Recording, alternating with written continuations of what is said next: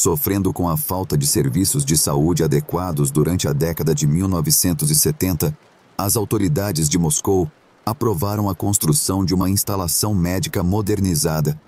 Foi decidido que o novo hospital da capital estaria localizado no distrito de Kovrino da cidade. O local designado anteriormente abrigava o cemitério da cidade, antes de ser fechado e coberto pelas autoridades. Desde o início, pairava uma nuvem de especulação sobre o projeto, questionando se a ambição eclipsava a capacidade de entregá-lo. O orçamento inicialmente alocado foi considerado insuficiente para a conclusão do prédio proposto de 10 andares, com capacidade para acomodar até 1.300 pacientes. Apesar desses fatos, os planejadores encarregados da tarefa não se deixaram desanimar. Durante o verão de 1980, a construção do projeto finalmente começou. Vizinhos e transeuntes passavam os meses seguintes observando enquanto o imenso edifício de concreto começava a se erguer do chão. Construído em torno de um plano de estrela de 3 raios e projetado com uma arquitetura brutalista severa, o edifício pouco se parecia com outras instalações de saúde. Após 2 anos de trabalho contínuo, com a estrutura externa do prédio concluída, o trabalho no local parou inesperadamente.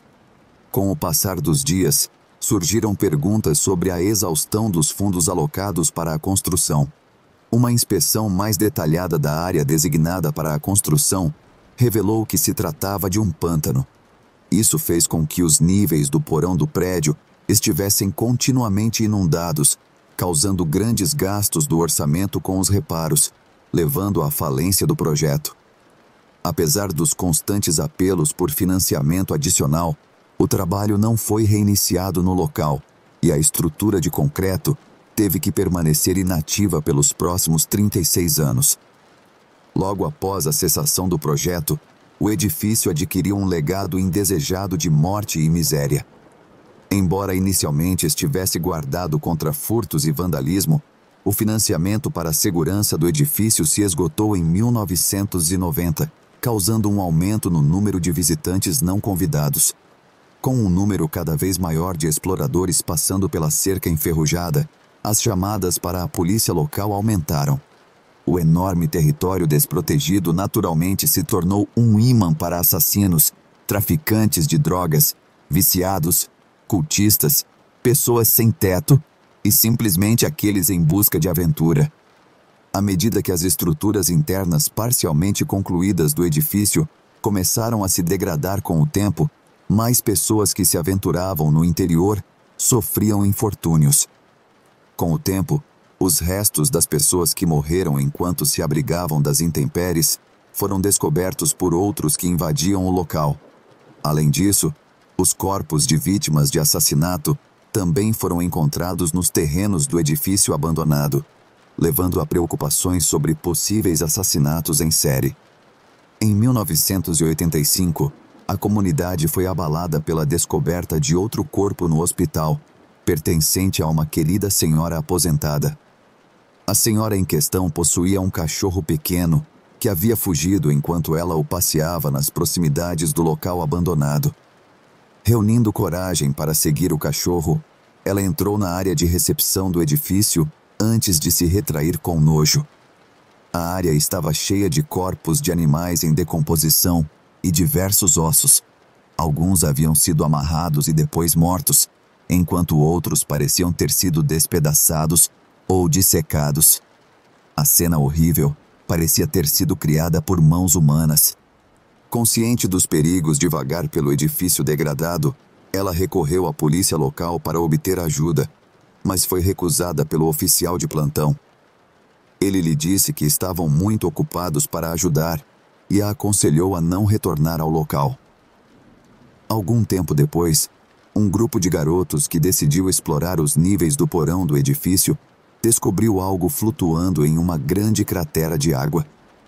Ao inspecionarem mais de perto, perceberam que era o corpo daquela senhora idosa.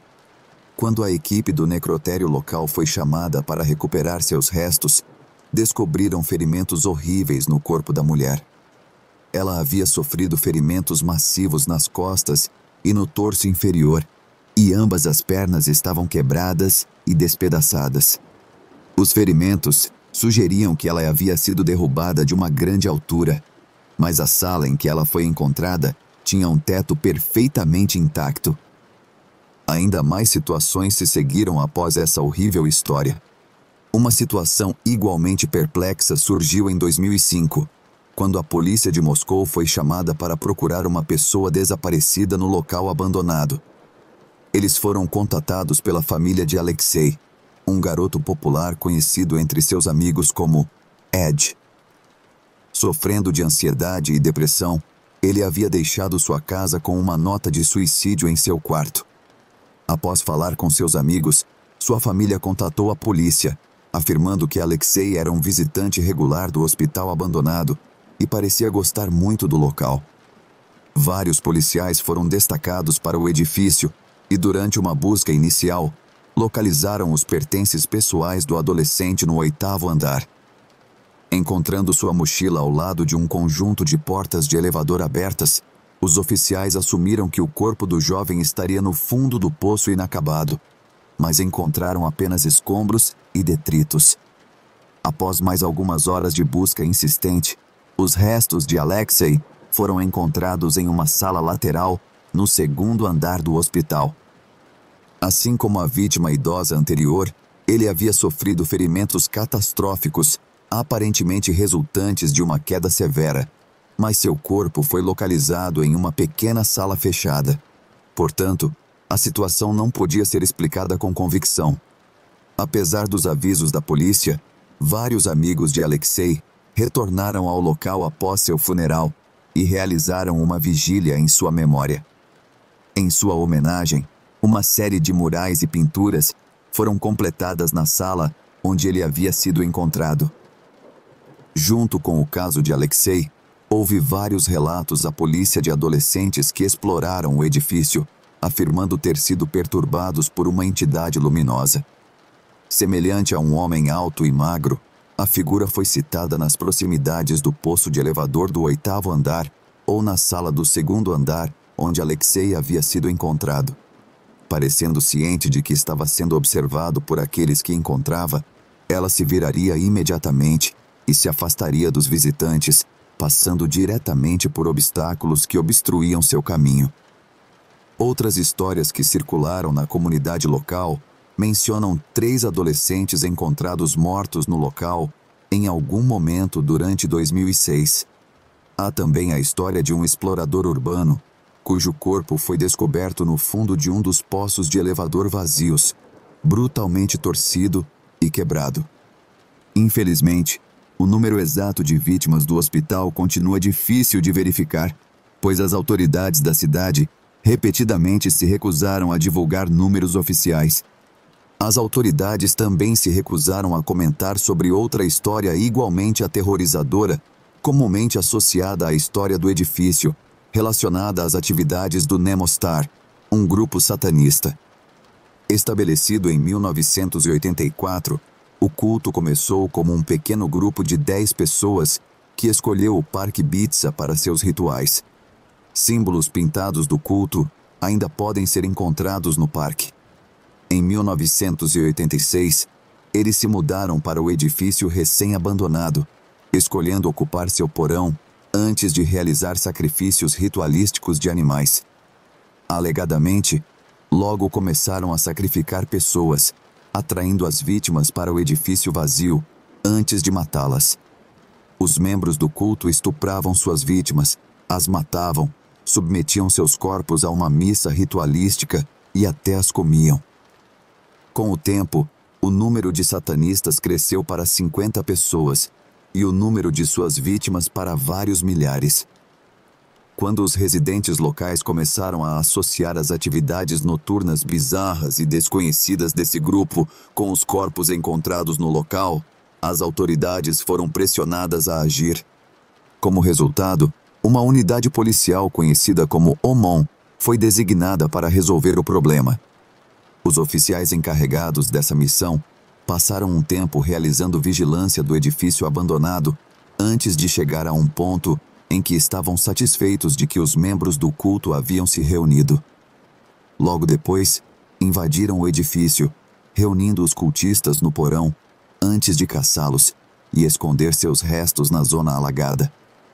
Porém, dentre todas as histórias sombrias do hospital abandonado, há surpreendentemente uma história brilhante. Segundo contos locais, um espírito amigável chamado Raph habita o edifício, agindo como o guardião do hospital abandonado. Raph supostamente ajuda pessoas perdidas a encontrar a saída. Ele também resgata pessoas presas, como aquelas cujas pernas estão presas entre blocos de concreto ou caíram em um poço de elevador. Ninguém sabe ao certo se as mortes que ocorreram ali foram resultado de atividades sobrenaturais ou das ações sombrias de um assassino humano, mas todos parecem ter uma opinião. Alguns culpam os cultistas, afirmando que o número de corpos descobertos no local caiu drasticamente depois que a polícia agiu agressivamente contra eles. Outros acreditam que as mortes foram obra de assassinos em série que poderiam ter usado o edifício abandonado como um local para cometer seus crimes ou como um lugar para exibir seus troféus macabros. Finalmente, para alguns, o fato de que o terreno que foi reaproveitado para a construção era um antigo cemitério pode ser a verdadeira causa dos horrores. Os espíritos dos mortos aparentemente se levantaram de suas sepulturas, optando por punir os vivos que invadiram o local. Infelizmente, a possibilidade de investigar outras mortes que se acredita terem ocorrido lá já passou. Embora o edifício tenha sido protegido com arame farpado em 2009, a segurança regular só apareceu em 2011. Mas, dada a dimensão do complexo hospitalar, a segurança não conseguiu restringir totalmente o acesso ao edifício. As pessoas continuaram a fazer peregrinações ao local, que era considerado um dos lugares mais assustadores do planeta. Após muitos anos de tragédias relatadas, a instalação abandonada foi finalmente vendida a uma empresa privada em 2018. Em outubro daquele ano, a superestrutura do prédio foi finalmente demolida e completamente removida, eliminando todos os traços do hospital e seu passado sinistro de uma vez por todas.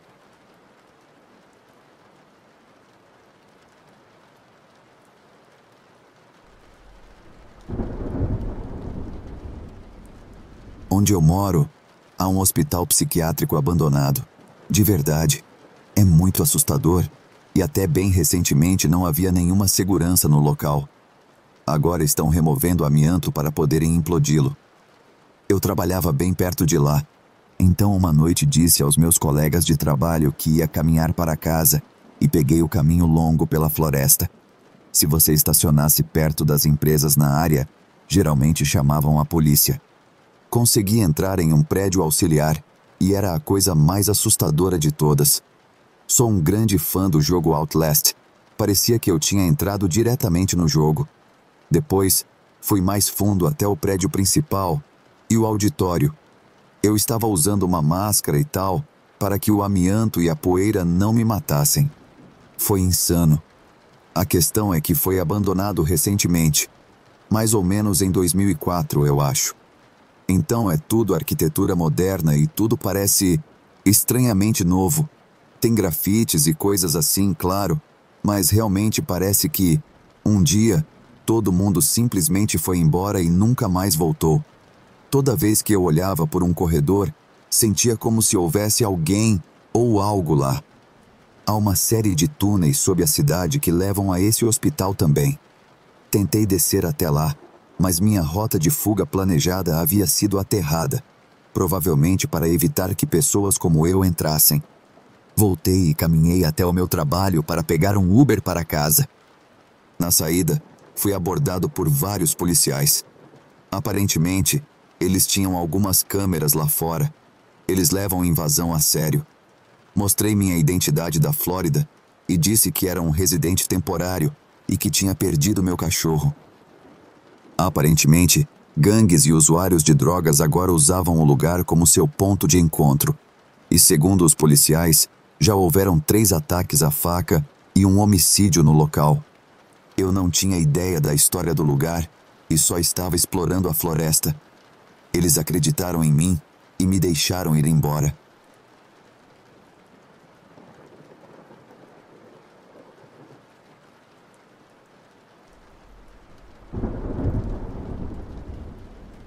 Isso aconteceu há vários anos.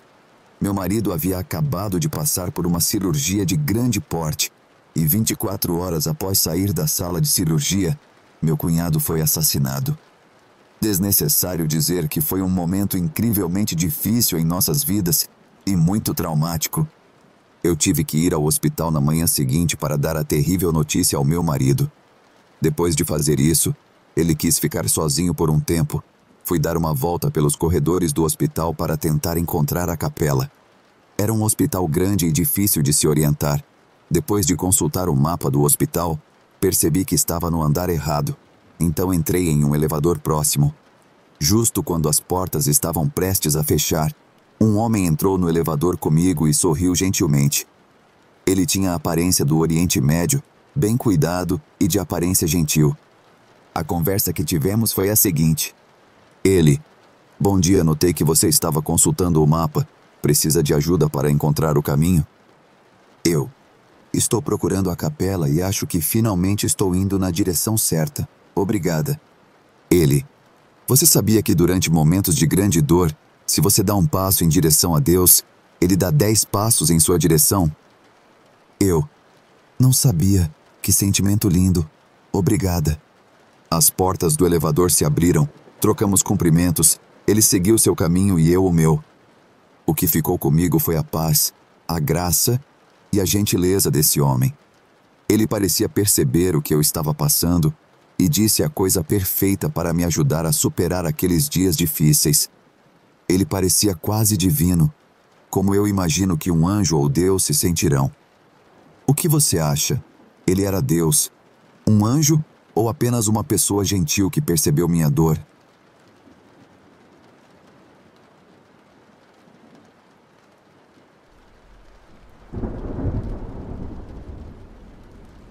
Eu não era funcionário, mas passei muito dos últimos 15 anos ao redor do hospital local. Em 2001, meu pai teve um derrame 4 dias depois de uma cirurgia de coração aberto. Ele teve anos de internações semi-regulares devido a todas as complicações imagináveis. O que é particularmente estranho é que, depois do derrame principal, ele passou muitos meses na UTI e na reabilitação. Minha avó paterna sempre dizia, toda vez que ia visitá-lo, que queria trocar de lugar com seu bebê. Uma semana depois de meu pai finalmente estar em casa, ela faleceu. Ela morreu no exato hospital, unidade e quarto onde meu pai estava internado. Meu pai ficou completamente imobilizado nos últimos 3 anos de sua vida. Ele tinha uma cama de hospital na sala de estar. Eu o verifiquei à 1 da manhã por meio de um rádio que usávamos para manter contato com ele. Ele estava bem e conversando. Às 3 da manhã, fui ao banheiro. Estava escuro, então comecei a conversar com ele, mas ele não respondeu. Após a chegada do legista, foi determinado que ele havia morrido, no mais tardar, às 10 da noite.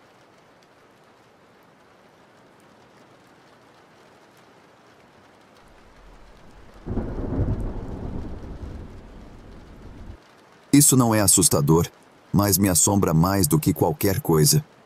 Uma jovem mãe veio para a sala de parto para uma cesárea agendada para trigêmeos às 33 semanas. Como residente de 2º ano, eu estava fazendo sua história e exame físico e o ultrassom para verificar a posição fetal. Ela estava muito inquieta e nervosa. Eu perguntei se havia algo que eu pudesse fazer para ajudar a aliviar suas preocupações. Ela me contou que haviam avisado sobre todas as coisas terríveis que poderiam acontecer com uma gravidez múltipla e que nada disso tinha ocorrido. Na verdade, ela havia feito caminhadas no shopping no dia anterior e os bebês estavam projetados para pesar mais de 4 libras cada. Daí a cesárea agora. Então ela disse, estou apenas esperando a outra ficha cair. Eu tentei tranquilizá-la de que tudo parecia ótimo. A cesárea dela correu bem e os 3 bebês nasceram grandes. No dia seguinte, Fiz minha ronda e passei o caso para outro médico. Eu até disse a ela que, ela não tinha nada com o que se preocupar.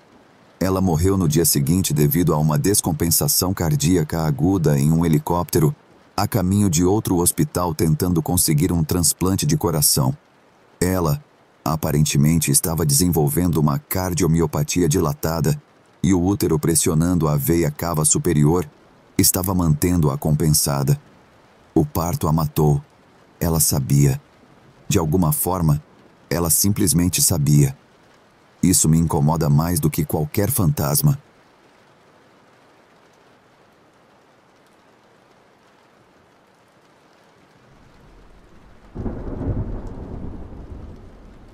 Foi minha segunda noite com esse paciente na casa dos 80 anos. Ele estava terminalmente doente e estava sendo transferido para cuidados paliativos domiciliares.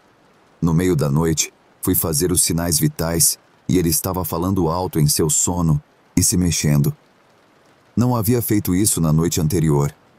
Eu o acordei e perguntei sobre o que ele estava sonhando. Ele me disse que estava sonhando em estar com seus amigos quando era mais jovem, como ir ao bar e festejar. Disse que eram alguns dos momentos mais favoritos de sua vida. Achei que ele deve ter tido um sonho ótimo e saí quando terminei os cuidados. Algumas horas depois, saí com um colega para buscar um paciente. Quando voltei, todos os meus colegas estavam em pânico, até nossas enfermeiras mais experientes. Meu paciente estava com uma câmera portátil porque ele podia ser esquecível às vezes. Na câmera, eles testemunharam múltiplos orbes passando pela sala que se pareciam com estrelas cadentes. Recebemos isso de vez em quando, mas eles disseram que havia uma quantidade absurda a ponto de a sala parecer estar brilhando. Alguns colegas até entraram para verificar. Quando o fizeram, a pessoa da câmera disse que os orbes desapareciam e voltavam quando a equipe saía. Quando voltei, os orbes haviam parado. Cerca de 15 a 30 minutos depois, meu paciente acordou e decidiu se levantar da cama. Eu fui até lá e achei estranho, pois ele não havia feito isso na noite anterior. Perguntei a ele para onde estava indo. Ele apontou para uma área atrás de mim e disse que seus amigos estavam lá e queriam jogar cartas com ele. Meu colega que estava comigo ficou pálido. Eu apenas disse que eles poderiam jogar cartas um pouco mais tarde e o coloquei de volta na cama. Achei que a situação toda foi bem reconfortante. Meus colegas acharam que eu estava louca. Eu pensei que seus amigos só queriam dar uma rápida passada e dizer oi.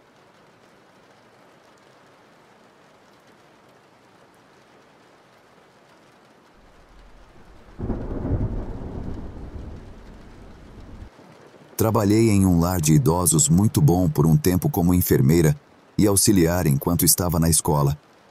Eu trabalhava na unidade de cuidados com a memória. Os residentes eram genuinamente bem cuidados, felizes, as instalações eram limpas, tudo perfeito. Um dos residentes, o Sr. B, estava lá desde o dia da abertura e ele era muito particular, gostava das coisas do seu jeito.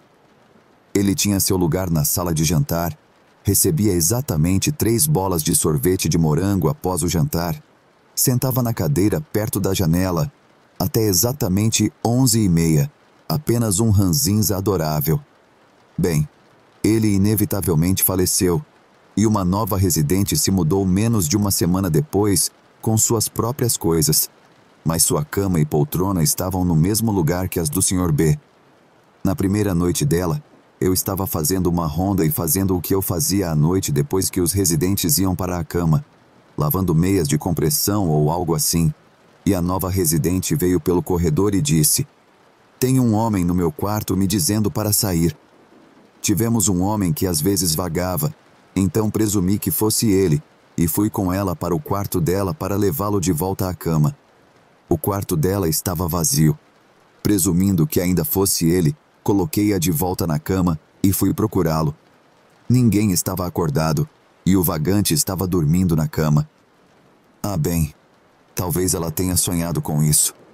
Voltei para a recepção e ela apareceu novamente, talvez 20 minutos depois, dizendo: "Ele disse para sair, que eu estou no quarto dele. Eu a acompanhei novamente. Nada. Ela aponta para sua poltrona e diz: ele disse para mover minha cadeira e colocar a dele de volta e para sair do quarto dele.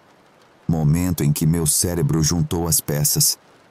Acabei deixando-a sentar na estação de enfermagem comigo até o turno da terceira equipe chegar. Quando o enfermeiro do outro turno chegou, começou a reclamar sobre a nova residente estar acordada. Expliquei o que aconteceu e ela revirou os olhos e disse: vamos lá. E saiu pelo corredor murmurando sobre minha incompetência. Ela marchou para o quarto da nova residente e disse: Sr. B, você está morto. Este não é mais o seu quarto. Vá embora e deixe esta pobre mulher dormir. A residente foi para a cama, eu fui para casa. E depois daquela noite não houve mais reclamações de visitantes noturnos daquela residente. Eu me senti um pouco mal, mas eu não sabia como exorcizar fantasmas. Isso não foi coberto na aula.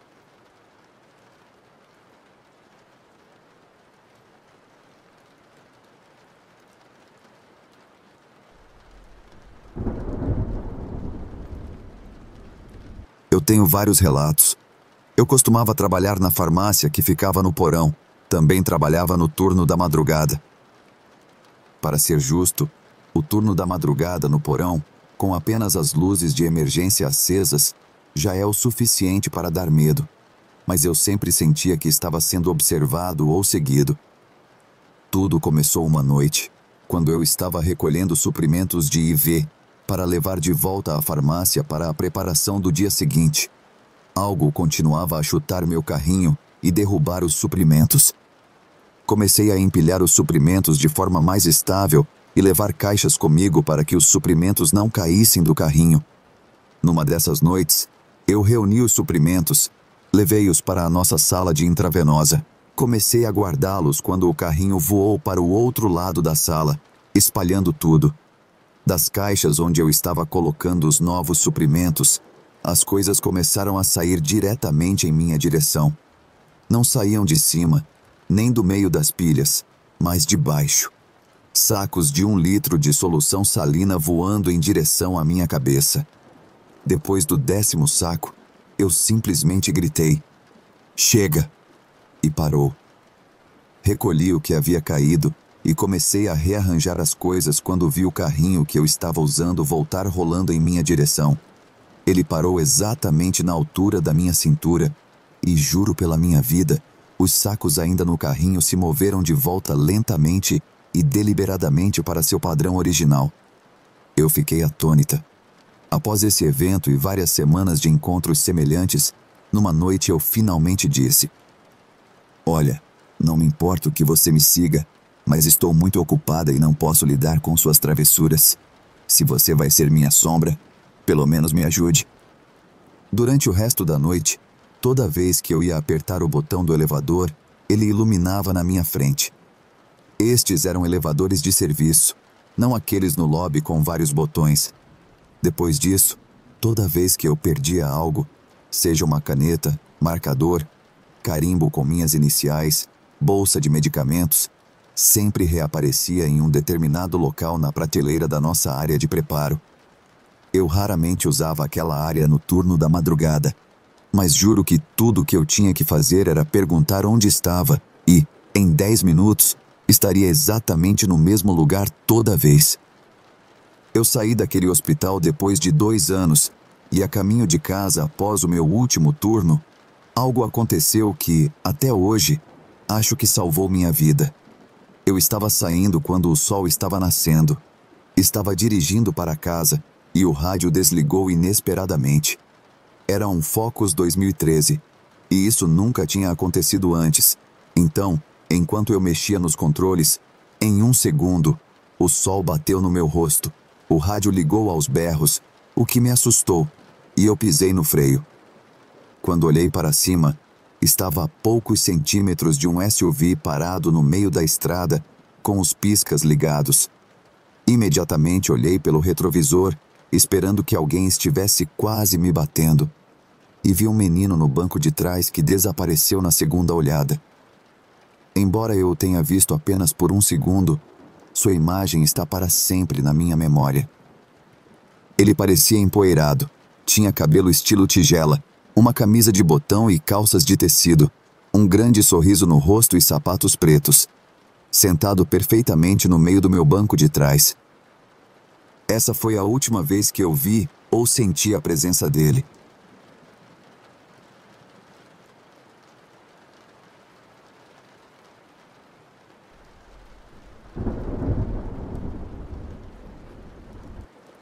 Eu sabia que trabalhar em um hospital psiquiátrico construído no século XIX seria assustador. Essa é uma das razões pelas quais eu me candidatei, além do meu desejo de cuidar das pessoas. Logo após eu começar, um novo hospital foi construído no mesmo terreno e todos os pacientes foram transferidos para lá. Então, o antigo prédio ficou vazio. Eu costumava estacionar ao lado da entrada do antigo hospital porque adorava olhar para a arquitetura, especialmente ao caminhar até meu carro após o turno. Eu trabalhava no turno da tarde e quando eu terminava de reunir minhas coisas e saía para o carro, já era meia-noite. Geralmente, eu deixava minhas coisas no carro e ia dar uma volta ao redor do antigo prédio, procurando algo. Numa noite, eu encontrei o que estava procurando. Subi os degraus de pedra cobertos de musgo que levavam às enormes portas de madeira do prédio principal. Pensei em como sentia falta de atravessar aquelas portas pesadas com as janelas de vitral. Como todos haviam se mudado para o novo prédio, circulava o boato de que as portas haviam sido trancadas e encadeadas. Fiz meu percurso habitual, caminhando ao redor das janelas do andar térreo, olhando para aquelas em que as luzes haviam sido deixadas acesas. Essas janelas eram pequenas, um pouco maiores que as janelas de porão comuns, e estavam situadas no corredor principal. No lado desta ala, no entanto, havia enormes janelas que davam para as terras agrícolas. Você podia ver o corredor e onde estavam os quartos, mas não havia janelas nos quartos. Caminhei em direção à antiga unidade de adolescentes, pensando em uma história que li em um livro sobre este hospital. O livro foi escrito por uma enfermeira aposentada que havia trabalhado no turno da madrugada durante toda a sua carreira. A história era sobre 2 gêmeos adolescentes que haviam sido admitidos no hospital e morreram minutos um após o outro, sem explicação. Quando estava prestes a se virar e voltar, ouvi o que parecia ser risadas. Olhei ao redor, pensando que talvez fosse alguém indo para o carro ou dirigindo passando, mas não vi ninguém. Ignorei e continuei voltando para os degraus principais. Respirei fundo, enchendo os pulmões com o ar da noite. Pude sentir o cheiro da chuva que havia caído 1 hora antes, bem como o cheiro de prédio antigo do hospital. Estava tranquilo e pacífico. Eu podia ouvir o tráfego da estrada em frente, a água espirrando na estrada conforme os carros passavam. Cheguei aos degraus e me virei no topo para admirar o prédio uma última vez antes de ir para casa. A névoa estava descendo sobre a grande cúpula branca que se erguia no centro do hospital. Os grandes carvalhos antigos que estavam em frente davam ao lugar um toque muito aconchegante e lembravam a todos que estávamos nas montanhas da Carolina do Norte. Eu estava olhando para a altura das janelas do 2º e 3º andares quando pensei ter visto uma sombra passar por uma luz na minha visão periférica. Virei a cabeça para ver quem era e percebi que o movimento vinha de uma janela da ala de adolescentes. Fiquei olhando por mais um tempo, tentando ver se havia um animal ou uma pessoa, mas não vi nada. Dei alguns passos mais perto e parei quando vi uma sombra muito alta e rápida passar por uma luz no corredor. Minha respiração cessou e meus pelos se eriçaram. Meu coração parecia ter caído no estômago. Fechei os olhos e respirei fundo novamente. Quando os abri, a sombra estava agora parada na janela, me olhando.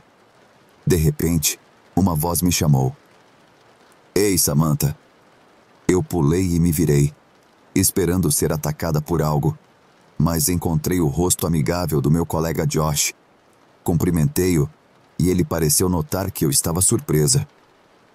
Procurando fantasmas de novo? Ele perguntou. Sim, apenas fazendo minha rotina noturna. Ei, você sabe se as portas do prédio principal estão trancadas? Perguntei, tentando me acalmar. Josh colocou sua xícara de café no capô do carro e foi até o fundo dos degraus. As portas principais estão trancadas, mas há uma maneira de entrar.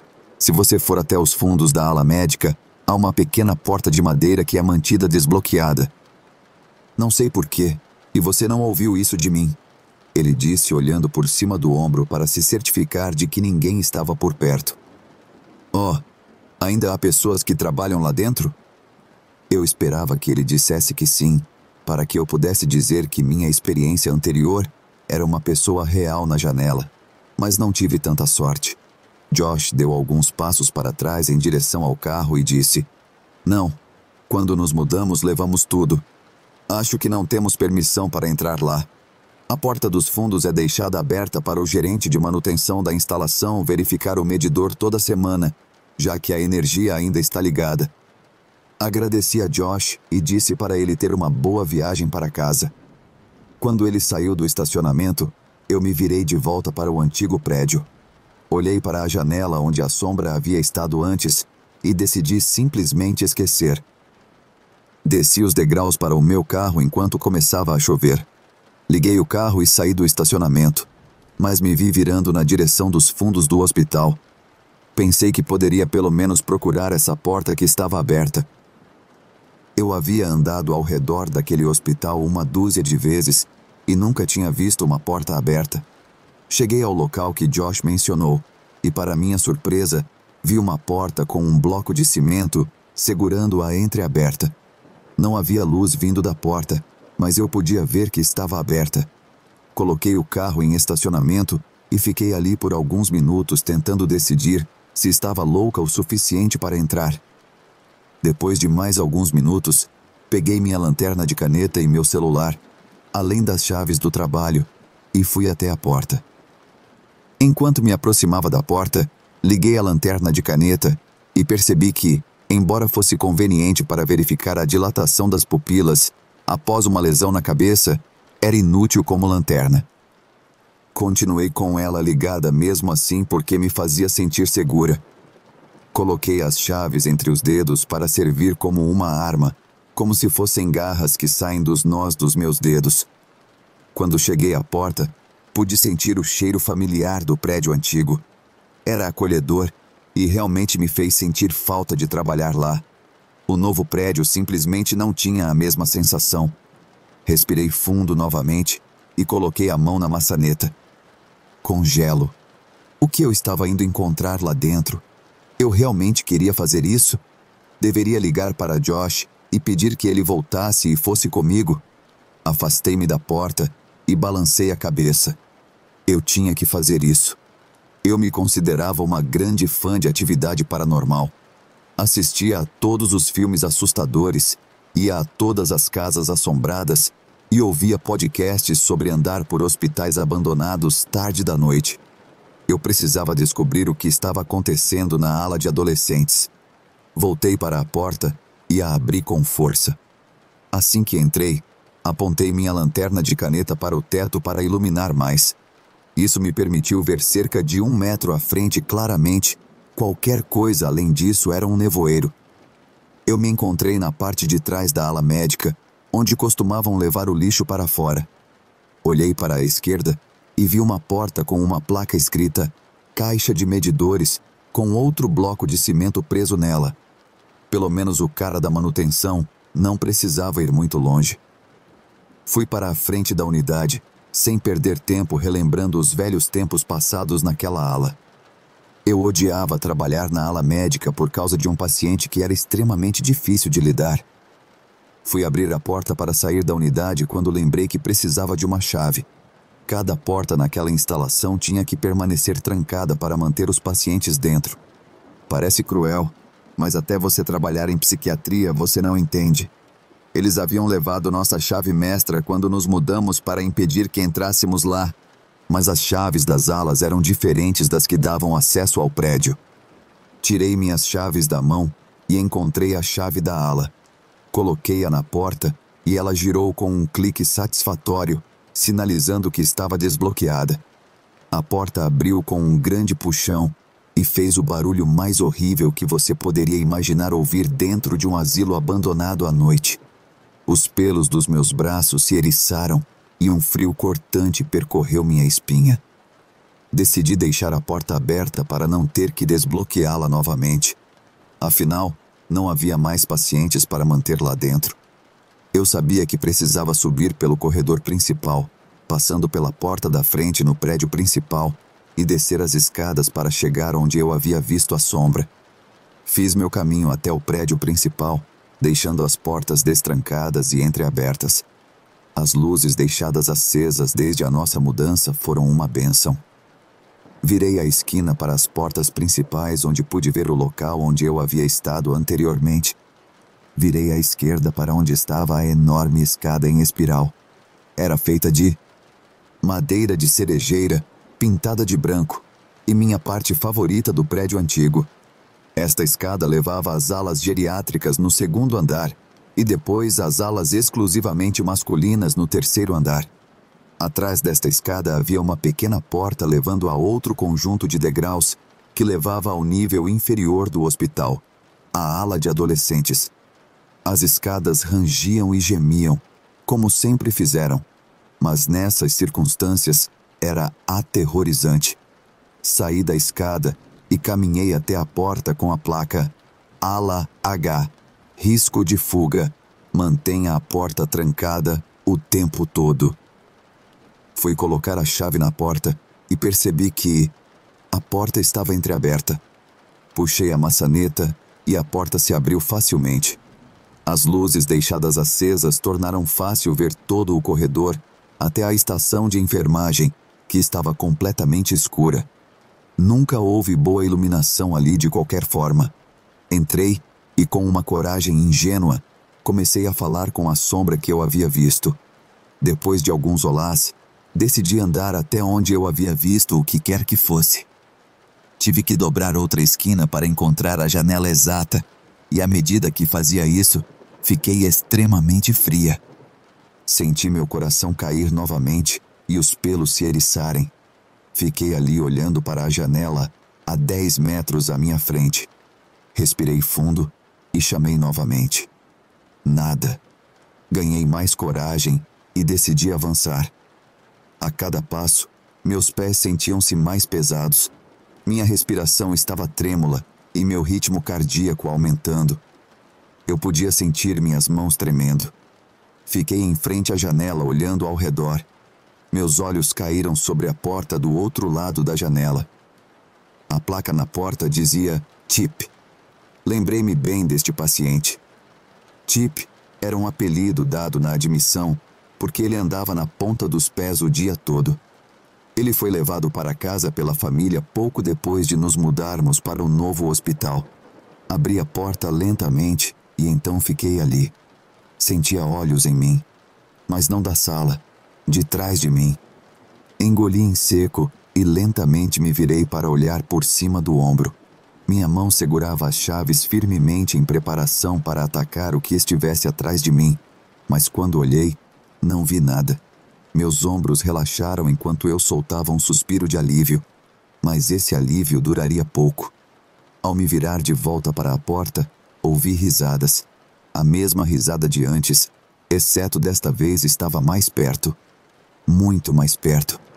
Meu corpo ficou gelado. Virei a cabeça na direção do som, onde uma luz de inundação iluminava a apenas 3 metros de onde eu estava. Vi a sombra no final do corredor, o corredor que eu acabara de percorrer, olhando pela janela como estava antes. Virou-se para mim e, em um instante, avançou na minha direção. Dei um soco perfeito, mas não acertei nada. A sombra passou direto por mim, e ao me virar para ver para onde ela foi, a porta do quarto de Chip se fechou com força. Eu corri. Corri o mais rápido que pude pelo hospital, do mesmo jeito que entrei, até voltar à unidade médica. Quando cheguei à porta que dava para o exterior, chutei o bloco de cimento para longe da porta e a fechei com força. Com as costas contra a porta, Deslizei para baixo até me sentar na plataforma de concreto. Fiquei ali por alguns minutos pensando sobre o que acabara de acontecer. Pensei em dizer algo à polícia do hospital, ou talvez ao gerente de manutenção, mas decidi que poderia me meter em problemas. Eu não deveria estar lá, e era por isso que haviam levado nossa chave mestra. Decidi que era melhor não contar a ninguém sobre o que fiz ou vi. A viagem para casa foi cheia de emoções e recordações do evento. Não me lembro de quantas vezes verifiquei o banco de trás do carro. Cheguei em casa por volta de 1h30 e apenas sentei no carro. Eu havia ido à procura de algo paranormal e consegui mais do que imaginava. Ver a sombra na janela não foi suficiente para mim. Eu precisava investigar e provar para mim mesma que era corajosa e uma verdadeira fã do paranormal. Eu ainda faço essas caminhadas noturnas ao redor do hospital.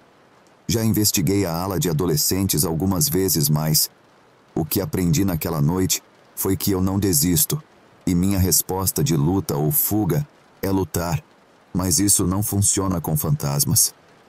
Aquela noite foi a mais assustadora da minha vida.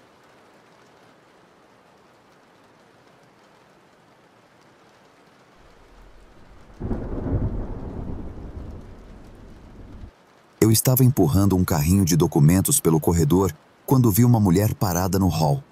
Não havia mais ninguém por perto, o que é muito raro, e no segundo em que a vi, me deu um frio na espinha.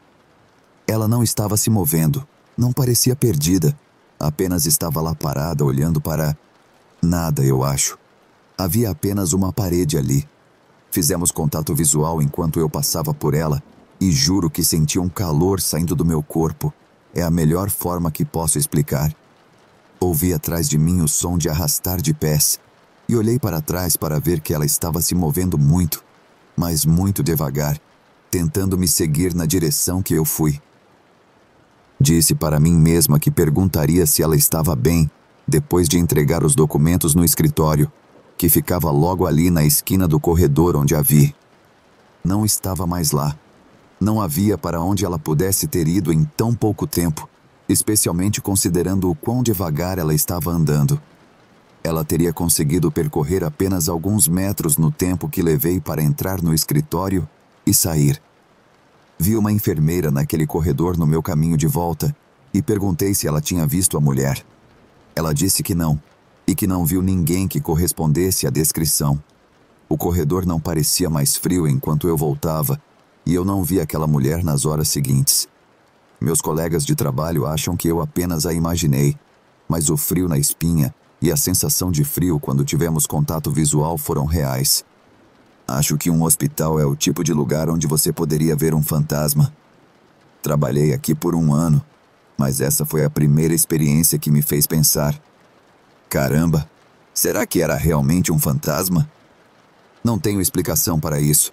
Não havia nenhum lugar para onde aquela mulher pudesse ter ido sem que eu a visse, especialmente na velocidade em que ela estava indo. Isso aconteceu há algumas horas, mas ainda estou assustada.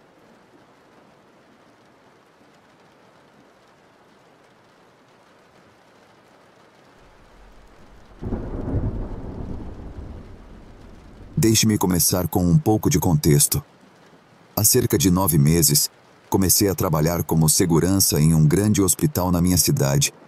Tem sido o trabalho mais empolgante e agradável que já tive. Sou incrivelmente grato por isso, pois fiz muitos novos amigos e acumulei inúmeras histórias para compartilhar.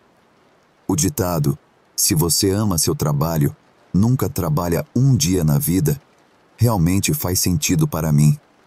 Tive uma variedade de experiências, desde prender invasores até lidar com pacientes de saúde mental e procurar pessoas desaparecidas.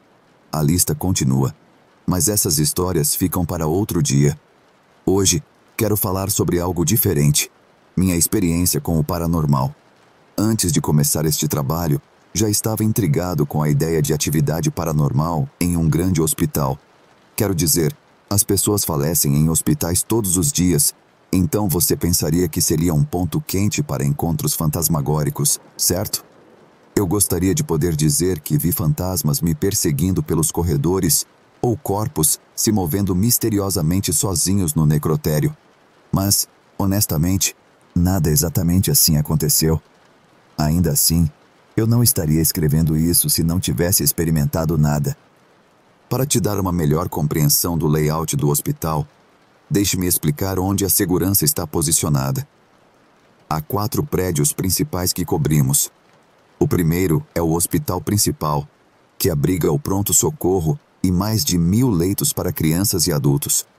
Normalmente temos pelo menos 8 seguranças lidando com chamadas neste prédio, com um segurança sempre posicionado no pronto-socorro, já que é de onde vem a maioria das chamadas.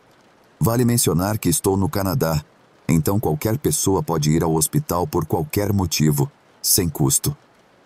Segundo prédio, localizado do outro lado da rua, é uma clínica médica de 8 andares que requer apenas um segurança. Esse segurança também tem que patrulhar o antigo prédio da clínica, que agora é usado principalmente para tratar crianças com distúrbios alimentares. É aqui que a história que estou prestes a compartilhar acontece. O último prédio é a clínica de câncer, que requer 2 seguranças o tempo todo, e é a mais próxima da clínica médica, caso seja necessário auxílio. Quando comecei o trabalho e fui mostrado ao redor dos vários prédios, a antiga clínica, que chamaremos de Clínica do Amianto, devido ao seu histórico de problemas com amianto, imediatamente se destacou para mim. É um prédio que, na minha opinião, deveria ter sido demolido há muito tempo. Durante minha visita inicial, um colega segurança me contou que esse prédio era assombrado por uma jovem que tirou a própria vida no 2º andar. Ele também mencionou que o porão era assombrado. Todo o prédio costumava ser um sanatório de tuberculose nas décadas de 50 e 60, com túneis no porão que eram usados para transportar corpos. Há um mês, era minha vez de trabalhar na clínica durante um turno da noite, e eu estava determinado a experimentar alguma atividade paranormal. Eu havia feito inúmeras patrulhas na clínica do amianto antes, mas nada de significativo tinha acontecido, além dos elevadores abrindo ocasionalmente sozinhos, o que era aparentemente normal. Mas naquela noite, as coisas mudaram. Ouvi muitas histórias de outros seguranças sobre ocorrências estranhas na clínica, mas nunca havia experimentado nada pessoalmente. Decidi fazer minha patrulha às 3 da manhã, que muitas vezes é dita como o horário de pico para a atividade paranormal. Comecei minha patrulha caminhando ao redor do exterior do prédio, verificando todas as entradas para garantir que estavam trancadas. O prédio fecha relativamente cedo, por volta das 8 da noite, então, por essa hora, deveria estar completamente vazio. No entanto, percebi que uma das portas externas estava ligeiramente aberta. Isso me preocupou porque ela havia sido fechada durante minha primeira patrulha. O prédio não tem câmeras internas. Então, quando algo assim acontece à noite, tenho que verificar cada sala desbloqueada para garantir que ninguém esteja dentro.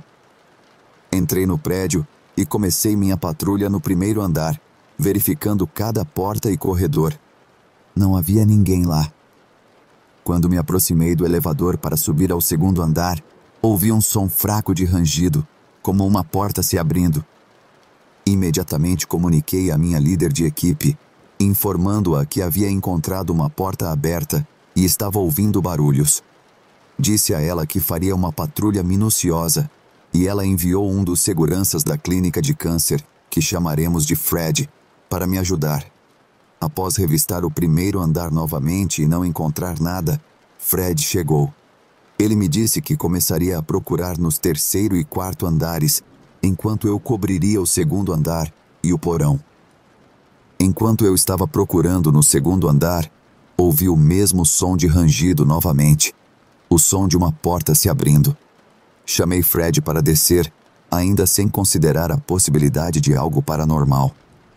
Já tivemos incidentes de pessoas sem teto invadindo o local para encontrar um lugar para dormir, embora seja raro que elas visem a clínica do amianto, já que geralmente está trancada.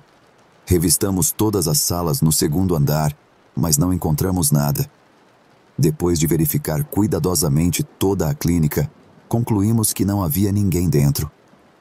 Fred voltou para a clínica de câncer e minha líder de equipe fez uma piada de que provavelmente era apenas um fantasma. Isso me fez pensar. Talvez este seja o momento perfeito para continuar minha caçada a fantasmas. Voltei ao prédio, determinado a capturar alguma atividade. Sentei-me em uma cadeira no segundo andar, esperando para ver se algo aconteceria. Após 10 minutos sem nada, fiquei entediado e decidi descer para o porão. O porão é um lugar sinistro, cheio de túneis que agora levam principalmente a lugar nenhum. Decidi explorar um deles, já que nunca tinha feito isso antes, e parecia o momento perfeito. Assim que saí do elevador, fui em direção a uma das portas trancadas que leva ao túnel mais longo.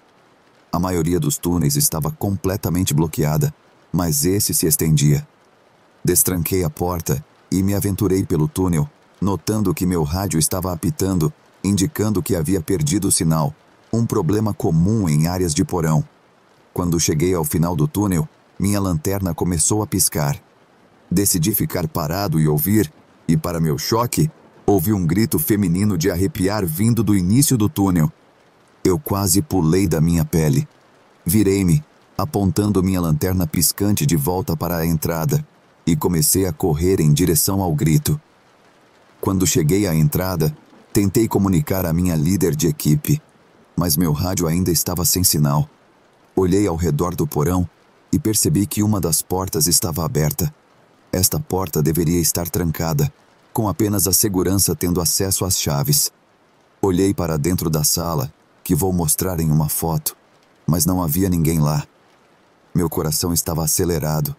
Fechei a porta e subi de volta para o andar principal para recuperar o sinal do rádio. Ainda não tinha certeza se o que experimentei era paranormal. Assim que voltei ao andar principal, comuniquei à minha líder de equipe o que havia acontecido. Ela enviou Fred de volta para me ajudar a investigar a origem do grito. Quando ele chegou, voltamos ao porão. Mostrei a ele a sala que havia sido aberta e ambos notamos um cheiro muito distinto e forte, como o de um corpo em decomposição. Tendo passado tempo no necrotério do hospital, eu estava muito familiarizado com aquele cheiro. Revistamos a sala, mas não encontramos nada. Fred brincou que a sala poderia ter sido usada para pacientes de tuberculose que não sobreviveram, mas, na verdade, nenhum de nós tinha certeza do que aquela sala havia sido usada. Determinamos que estava tudo bem e decidi que passei tempo suficiente na clínica do amianto por uma noite. Desde aquela experiência, tenho feito minhas patrulhas no porão com pressa, já que aquele cheiro ainda persiste toda vez que passo por aquela sala. O que vocês acham? Foi uma experiência paranormal ou algo mais? Devo investigar mais. Deixe-me saber se você gostaria de ouvir mais das histórias que acumulei durante meu tempo trabalhando no hospital.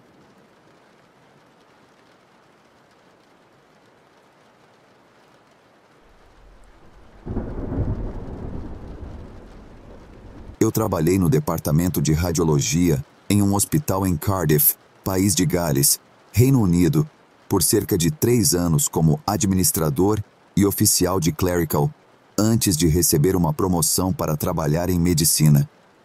Durante esses 3 anos, vi muitas coisas, desde pacientes morrendo nos scanners de ressonância até pacientes fazendo um raio-x depois de inserir um termômetro de carne na uretra. As noites sempre pareciam as mais loucas. Uma vez, um paciente chegou com a polícia armada após uma briga que envolveu uma faca no centro da cidade, e por coincidência, a pessoa com quem ele teve a briga também estava fazendo um raio-x. Isso causou uma segunda briga bem na minha frente.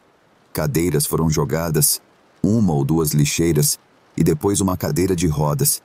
Então eu já vi de tudo, algumas coisas engraçadas, outras estressantes, outras tristes e muitas insanas. Mas naquela noite, algo assustador. Eu começava o turno da noite por volta das 7 da noite e trabalhava até às 8:30 da manhã seguinte. Esse era o turno padrão da noite para o nosso departamento. Normalmente fazíamos 3 noites seguidas antes de ter 4 dias de folga, Após a terceira noite, você estava pronto para dormir por uma semana. O estranho é que esta era a minha primeira noite das 3. Eu não estava nada cansado. Começou normalmente, cheguei ao departamento, assumi o turno do pessoal do dia. Fiz o login no meu computador. Durante esse tempo, geralmente configurávamos nossos telefones ou tablets para assistir filmes ou as últimas séries de TV, já que havia muito tempo ocioso entre os pacientes. Como eu disse, as primeiras horas foram nada de interessante, apenas uma noite comum em radiologia. Então chegou a minha pausa. Agora, antes de te contar mais, eu provavelmente deveria explicar o layout deste hospital. Este hospital é o maior de Gales. É um hospital de ensino e é bastante antigo. Agora, a melhor maneira de ir de um ponto A para um ponto B neste hospital é através do que chamamos de túneis ou catacumbas. Estes consistem em corredores muito mal iluminados, salas antigas abandonadas, túneis e outras áreas decadentes e assustadoras. O necrotério também está localizado nesses corredores. Não é um lugar agradável para estar durante o dia, quanto mais no meio da noite. Mas é o caminho mais rápido para chegar a alguns lugares, se você for da equipe. Sempre houve rumores e sussurros sobre coisas estranhas acontecendo nesses túneis. Algumas pessoas dizem que viram fantasmas com uniformes antigos de carregadores, levando cadeiras de rodas para buscar pacientes. Outros dizem ter visto sombras os seguindo pelo canto dos olhos.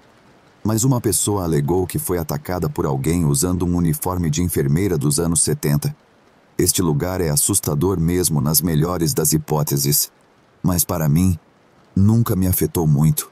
Eu já estive lá centenas de vezes antes. A pior experiência até aquele momento foi ter um tubo de esgoto pingando resíduos humanos na minha cabeça. Isso em si foi um show de horror. Mas aquela noite seria algo completamente diferente e talvez até fora deste mundo físico. Como eu disse antes, era uma noite muito tranquila. Eu estava assistindo a última temporada de One Piece porque sou um nerd. Durante o meu tempo ocioso, um radiografista ou técnico de radiologia para meus amigos americanos veio para me cobrir durante a minha pausa.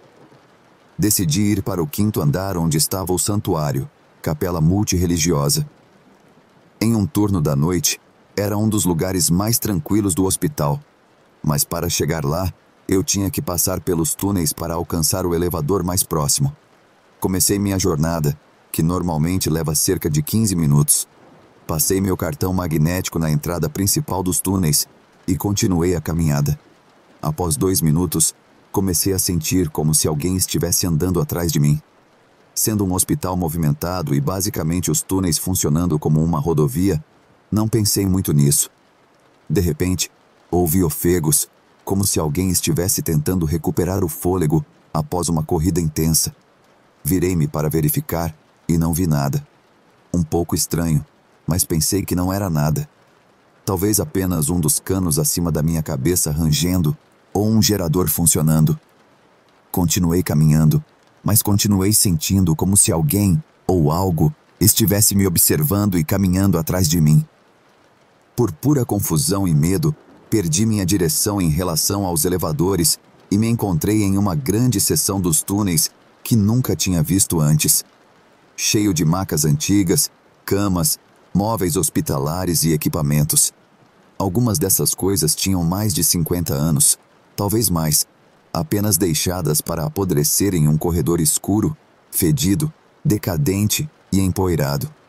Isso começou a me assustar muito porque, em toda essa confusão, percebi que estava perdido. Quase parecia que eu tinha caído nos bastidores. Tudo parecia igual. Eu sentia um aperto no peito e comecei a sentir o início de um ataque de pânico. Lembro-me de agarrar meu peito e correr por um corredor tentando encontrar um poste de sinalização ou algo que me dissesse onde eu estava. A sensação de que algo estava me observando ficou mais forte. De repente, senti algo bater com força no meu braço, quase como se alguém estivesse usando um taco de beisebol. Lembro-me de cair no chão, arrastando-me em direção à parede fria e empoeirada e olhando ao redor freneticamente, tentando encontrar uma explicação para o que diabos tinha me atingido. Algo chamou minha atenção. Era quase como uma névoa negra, com olhos vermelhos brilhantes.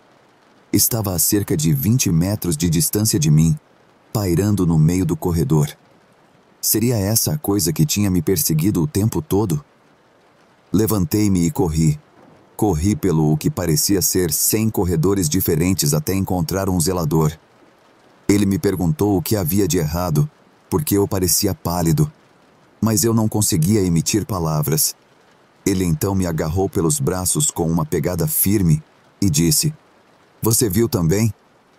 Essa foi a última vez que pisei nos túneis. Até hoje ouço rumores de coisas estranhas. Não tenho certeza do que vi naquela noite. Talvez eu estivesse cansado, talvez estressado, talvez fosse algo. Por que mais o zelador me perguntaria se eu também tinha visto? O que mais está lá embaixo? Bem, eu posso te garantir uma coisa. Eu não vou procurar para descobrir. Obrigado por dedicar seu tempo para ler isso.